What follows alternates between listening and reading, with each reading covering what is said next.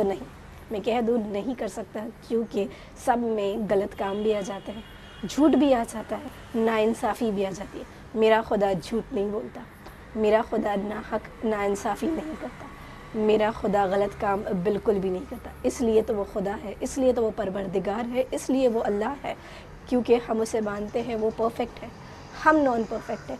उसने गलत कामों में कभी साथ नहीं दिया और ना ही वो ख़ुद कभी गलत काम करता है, ना ही वो सोता है, ना ही उसे भूख प्यास लगती है, ना ही मेरा खुदा कमज़ोर है। हमारा खुदा बेशुमार ताकतवर है, वो हमें हमारे दिलों की बातें भी जानता है।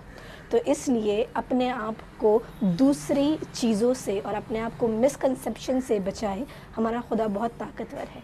अल्लाह की इबादत करें ताकि ज़िंदगी में कामयाब हो जाए। अल्लाह हाफ़िज़।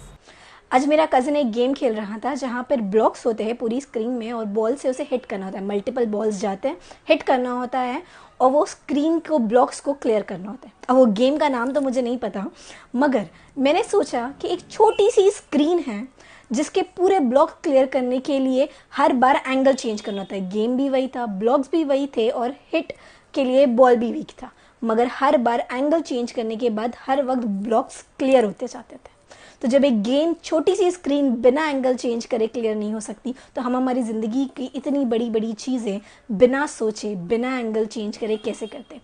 तो अगर आपको लाइफ में डिफरेंट रिजल्ट चाहिए तो अपने एंगल्स चेंज करो, अपने सोचने के एंगल, अपने अंडरस्टैंडिंग के एंगल्स, अपने एक्शन लेने के एंगल्स चेंज करो, ताकि आपकी ज़िंदगी में बदलाव आ सके और आपके जो ब्लॉक्स आपको रोक रहे हैं वो क्लियर